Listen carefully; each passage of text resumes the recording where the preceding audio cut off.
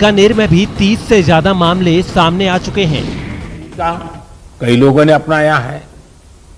स्कूलों, पंचायत भवनों को कोविड केयर सेंटर्स में परिवर्तित करने का कुछ लोगों ने इनिशिएटिव लिया है।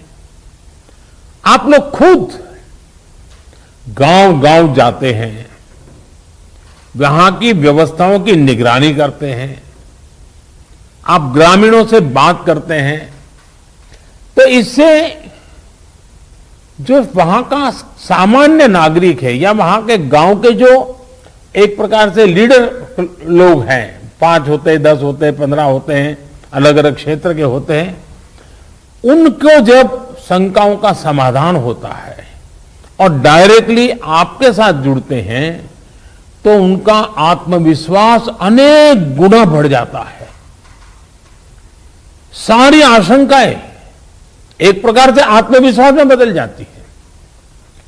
आपकी मौजूदगी से, आपके संवाद से गांव में ये डर निकल जाता है कि कुछ हो गया तो हम कहां जाएंगे, हमारा क्या होगा। आपको देखते ही तो सारा मन उसका बदल जाता है। इससे लोगों में साहस के साथ ही अपने गांव को बचाने की जागरूकता भी बढ़ती है। और मेरा आग्रह है, हमें गांव-गांव यही संदेश पक्का करना है कि हमें अपने गांव को कोरोना से मुक्त रखना है और लंबे अरसे तक जागरूकता से प्रयास करना है। साथियों, बीते कुछ समय में ये बात सही है कि देश में एक्टिव केस कम होने शुरू हुए हैं। आप भी अपने जिले में अनुभव करते होंगे कि 20 दिन पहले जो एकदम से आपके ऊपर प्रेशर आया था, अब आपको भी काफी महसूस होता होगा बदलाव। लेकिन आपने इन 1.5 सालों में ये अनुभव किया हुआ है कि जब तक ये संक्रमण माइनर स्केल पर भी मौजूद है, तब तक चुनौती बनी रहती है।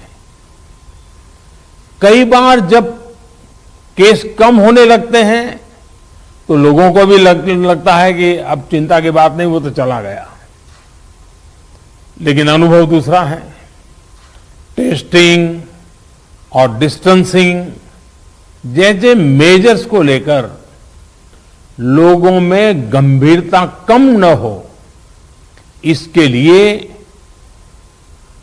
सरकारी तंत्र, सामाजिक संगठन, जनप्रतिनिधि, इन सबके बीच में एक सामूहिक जिम्मेवारी का भाव हमें पक्का करना होगा और प्रशासन की जिम्मेवारी और बढ़ जाती है।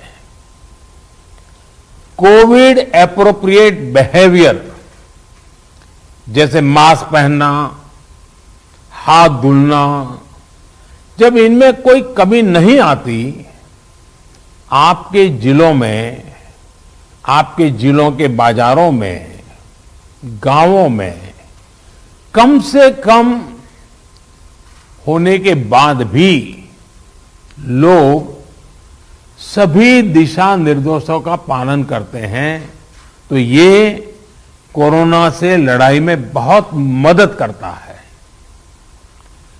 स्थितियों पर लगातार नजर रखने से जिले के सारे प्रमुख विभागों, जैसे पुलिस का विभाग हो, साफ सफाई की बात हो, इन सारी व्यवस्थाओं का, इनके बीच में बेहतर तालमेल और प्रभावी परिणाम स्वाभाविक रूप से निकलने लगते हैं।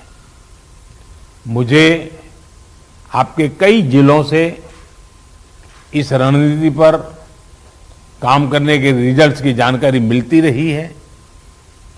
इन जगहों पर आपने वाकई बड़ी संख्या में लोगों का जीवन बचाया है। साथियों, फील्ड में किए गए आपके कार्यों से, आपके अनुभवों और फीडबैक से ही प्रैक्टिकल और इफेक्टिव पॉलिसीज बनाने में मदद मिलती है।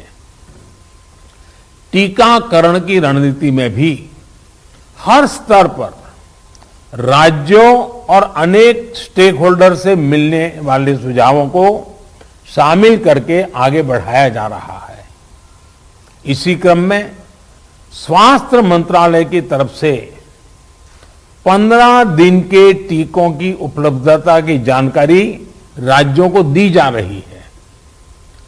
वैक्सीन सप्लाई टाइमलाइन की स्पष्टता होने से टीकाकरण से जुड़े मैनेजमेंट में आप सभी को और आसानी होने वाली है। मुझे विश्वास है कि हर जिले और वैक्सीनेशन सेंटर के स्तर पर सप्लाई और सुदृढ़ होगी।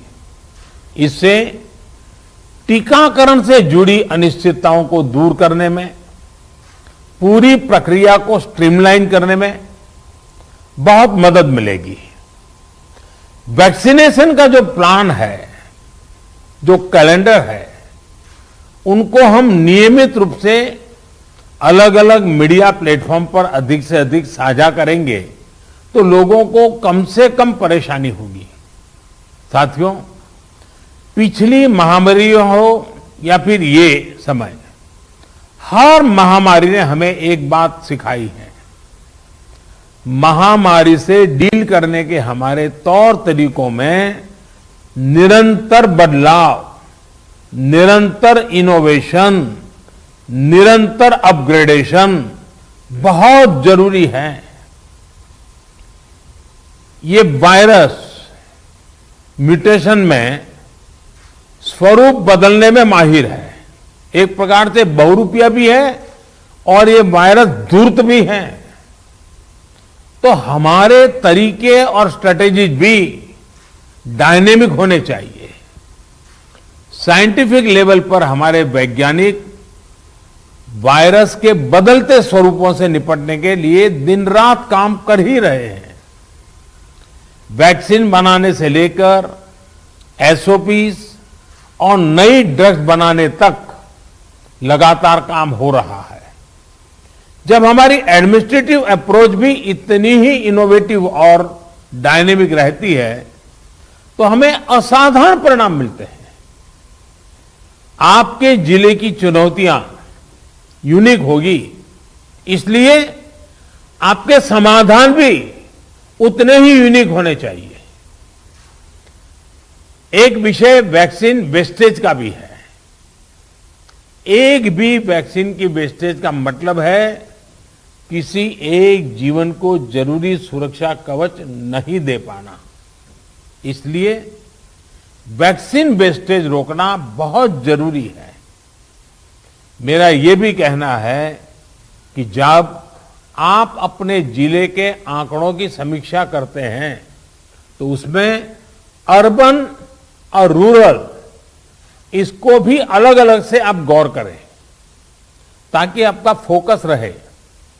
इवन टीयर 2, टीयर 3 सिटी को भी अलग से उसका एनालिसिस करें ताकि आप फोकस वे में अपना स्ट्रेटेजी वर्कआउट कर सकते हैं। कहां कितनी ताकत लगानी है, किस प्रकार की ताकत लगानी है, ये बड़ी आसानी से आप कर पाएंगे।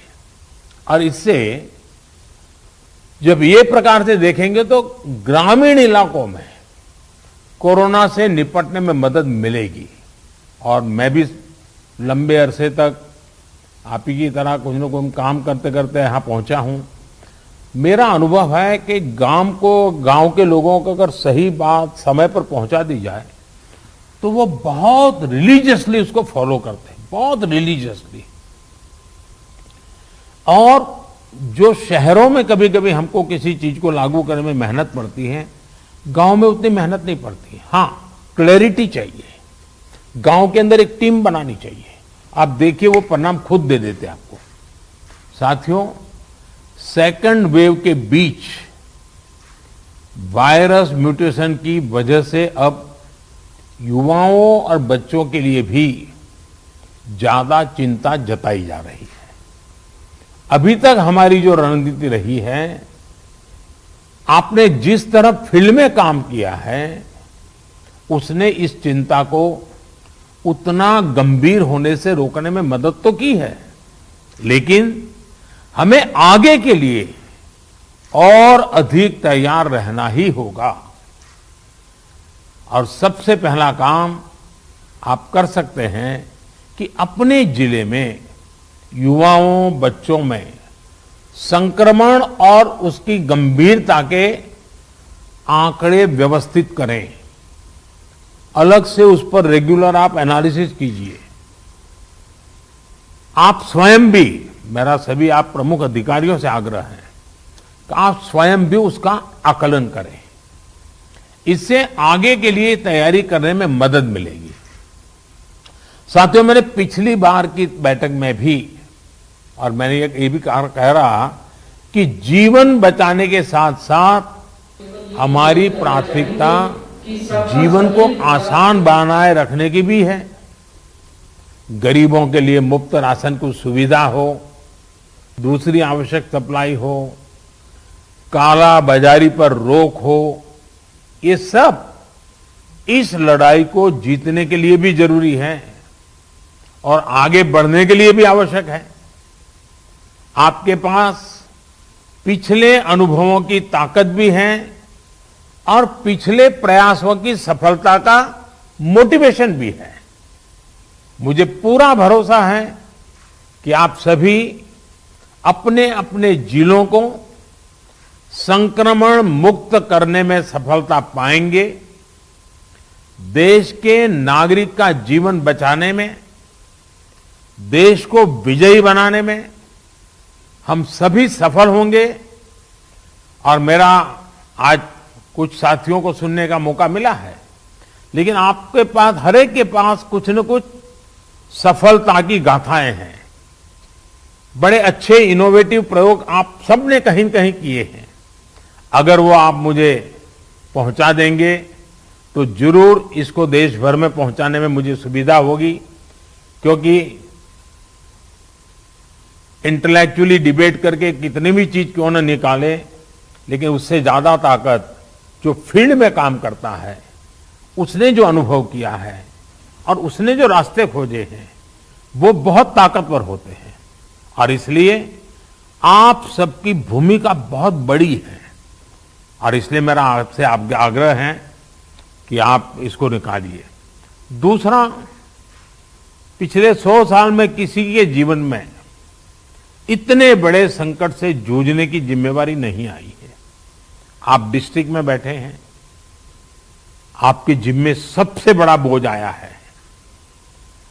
आपने बहुत चीजें ऑब्जर्व की होगी, मानव मन को ऑब्जर्व किया होगा, व्यवस्थाओं की मर्यादाओं को देखा होगा, कम से कम संसाधनों का ऑप्टिमम यूटिलाइजेशन करके आपने एक नए रिकॉर्ड प्रस्थापित किए होंगे। जब भी मौका मिले इसको जरा जरूर अपनी डायरी में लिख करके रखिए। आने वाली पीढ़ियों को आपके अनुभव काम आएंगे, क्योंकि पिछली शताब्दी में 100 साल पहले जो बड़ी महामारी हुई, वो उसके उतने रिकॉर्ड उपलब्ध नहीं है कि वो लड़ाई, उसका रूप कैसा था, संकट कितना गहरा था, कहाँ क्या हुआ, बाहर निकलने के रास्ते क्या खोजे गए। लेकिन आज हमारे डिस्ट्रिक्ट के अफसर अगर ये डिस्ट्रिक्ट गैजेट की तरह इसको बनाएंगे तो भविष्य की पीढ़ियों को भी हमारी ये मेहनत, हमारे अनुभव, ये आने वाली पीढ़ियों के लिए भी काम आएगा। और मैं आपको भी इस सफलता के लिए, इस मेहनत के लिए, और आपको और आपकी पूरी टीम को, जिस प्रकार से आप लोगों ने इसका नेतृत्व किया है, आपको बधाई देता हूं, आपकी सराहना करता हूं। और मैं आशा करता हूं कि आप और अधिक सफलता प्राप्त करेंगे, तेजी से सफलता प्राप्त करेंगे और जन सामान्य के अंदर विश्वास पैदा करेंगे। सामान्य मानवीय का विश्वास विजय की सबसे बड़ी जड़ी बूटी है, सबसे बड़ी जड़ी बूटी है। इससे बड़ी जड़ी बूटी नहीं हो सकती है और ये काम आप आसानी से कर सकते हैं। आप स्वस्थ रहें, कार्य का बोझ आपको ज्यादा है, मैं अनुभव करता हूं। अब बारिश की सीजन आएगी तो और एक सीजनल जो प्रेशर रहता है वो तो बढ़ने ही वाला है, लेकिन इन सब के बीच भी आप स्वस्थ भी रहें, आपका परिवार स्वस्थ रहे और आपका जिला जल्द से जल्द स्वस्थ हो, हर नागरिक स्वस्थ हो, ये आपकी कामना ईश्वर पूरी करे, आपका पुरुषार्थ पूरी करेगा। मेरी तरफ से आपको बहुत शुभकामनाएं, बहुत बहुत धन्यवाद। तो आप अपने परिश्रम पर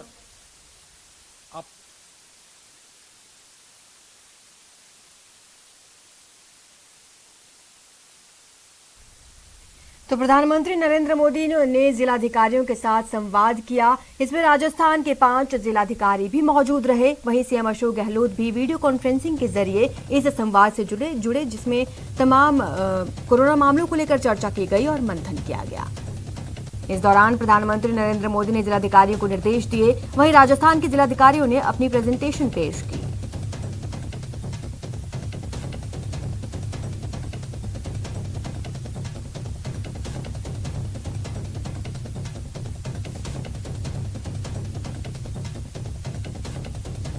आपको बता दें कि आज जो प्रधानमंत्री नरेंद्र मोदी ने देश के 53 डीएम के साथ चर्चा की और इसमें राजस्थान के भी 5 जिलाधिकारी मौजूद रहे।